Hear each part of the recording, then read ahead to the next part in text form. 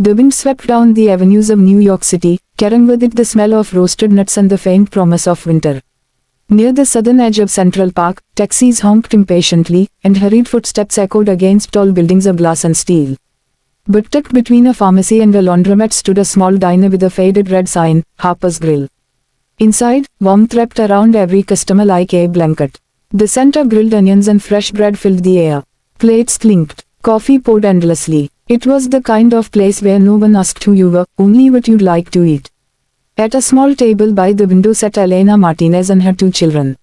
Elena's coat was thin for the season. She kept it buttoned, even indoors, pretending she was just cold. In truth, it was easier to hide the way her stomach tightened with hunger. Across from her, Daniel swung his legs under the chair, his sneakers slightly worn at the toes. Beside him, little Sophia hummed softly, braiding and unbraiding the ends of her dark hair. In the center of the table sat a single white plate. Grilled chicken, a scoop of mashed potatoes, a small portion of green beans. It wasn't much, but it was everything they had ordered. Daniel frowned slightly. Mama, is that all? Elena smiled gently, brushing his hair back. It's more than enough. We'll share, like always. Like always. The words sounded cheerful, routine, normal. But 3 weeks ago, like always, meant 3 separate plates. It meant Elena laughing freely instead of calculating portions in her head. She had worked as a housekeeper in a midtown hotel. Long hours, modest pay, but steady, until renovations came, until staff cuts came, until her name appeared on a printed list under the word terminated. Since then, her days had become a pattern, a habit formed out of necessity. Wake early, pack small breakfasts, walk to job interviews, smile confidently, here, we'll call you. Return home tired, pretend everything was fine, and always, make sure the children ate first. She picked up her fork and carefully sliced the chicken into 2 equal pieces. Then she cut each half again, making small cubes.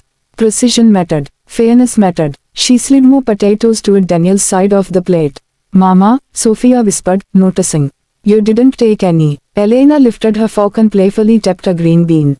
I already had a big breakfast, remember. Daniel looked at her closely. What did you eat? He asked. She paused only a fraction of a second. Toast and coffee. It wasn't entirely a lie. She had drunk coffee, free from the church down the street. Daniel slowly nodded, accepting the answer, but something in his young eyes suggested he wasn't fully convinced. At a table a few feet away, a man in a tailored navy suit sat quietly. Richard Hale, founder and CEO of a multi-billion-dollar technology company. A name known in boardrooms and business journals.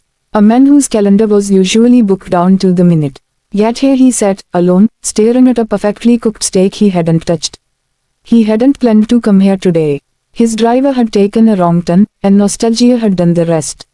Years ago, before investors and interviews, he had eaten at Harper's Grill as a struggling graduate trying to launch a startup from his cramped apartment in Chicago. Back then, he counted coins before ordering. Back then, he had promised himself that if he ever made it big, he would never forget what it felt like to have little. Somewhere along the way, meetings replaced memories. Growth replaced gratitude. Until today, he noticed the single plate immediately. At first, he assumed it was just a shared appetizer. Then he saw Elena push the larger portion toward the children. He saw her pretend to chew. He saw her sip water slowly, too slowly. And something tightened in his chest. A memory surfaced with painful clarity. A tiny kitchen, peeling paint, winter drafts slipping through cracked windows. His mother placing her portion of pasta onto his plate. I'm not hungry, she had said. He had believed her. Years later, he had learned the truth. She had skipped meals so he wouldn't have to. Richard blinked, returning to the present. Sophia giggled as mashed potatoes smeared lightly on her nose. Elena laughed softly and wiped it away with a napkin. The laughter was real. That's what struck him most. There was no bitterness at that table. No visible desperation. Only love. Only quiet sacrifice. Elena glanced at the clock on the wall. She calculated the remaining dollars in her purse. Rent was due in 10 days. She had enough for maybe 3 more modest meals. Her heart pounded, but her face remained calm. Habit. She had trained herself not to let fear show. Because children feel everything. Daniel suddenly pushed a small piece of chicken toward her. You should eat too, Mama. She hesitated. If she refused, he would worry. If she accepted, he would have less. She broke the piece in half and ate it slowly. There, she smiled. See, Eye meeting. Daniel relaxed. Across the room, Richard exhaled slowly. He wasn't a man prone to emotional reactions. He negotiated million-dollar contracts without blinking. He dismissed weak proposals without hesitation. But this wasn't business. This was memory. This was humanity. He looked around the diner. No one else seemed to notice. Everyone was busy with their own conversations, their own meals, their own lives. How many sacrifices happened every day, unseen? How many mothers divided meals while the world discussed stock markets? He picked up his phone, then set it back down. This wasn't a PR moment. This wasn't a corporate gesture. This was personal. The waitress approached his table. Everything okay, sir? Richard glanced toward Elena's table. More than okay, he said quietly.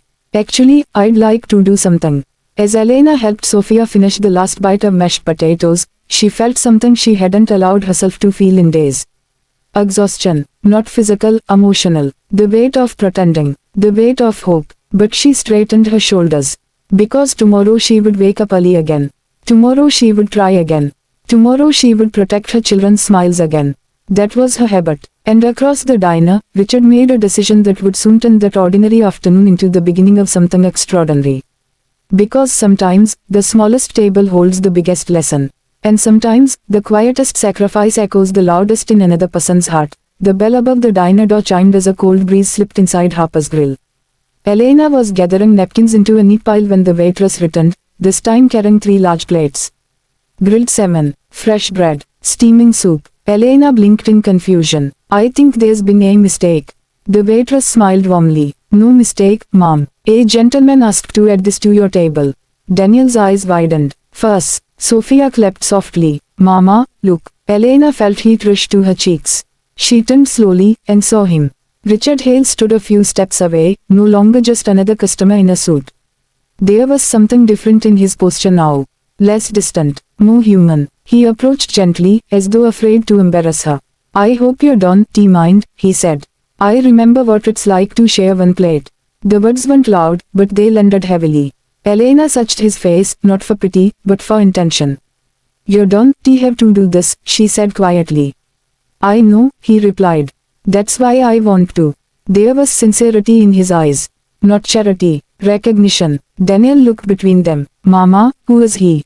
Richard crouched slightly to Daniel's level. Just someone who had a very strong mother, he answered. Elena felt something crack inside her, not pride, not shame, something softer. Gratitude. The children began eating excitedly, laughing at the unexpected feast. For the first time in weeks, Elena didn't need to measure portions. She didn't need to pretend. Richard watched them for a moment, and then he made another choice. May I sit? He asked. Elena hesitated only briefly before nodding. He joined them at the small table, expensive suit and all, as if he had always belonged there. What do you do? Elena asked carefully. I build things, Richard said. Companies, opportunities, sometimes mistakes. Daniel's face lit up. I want to build skyscrapers.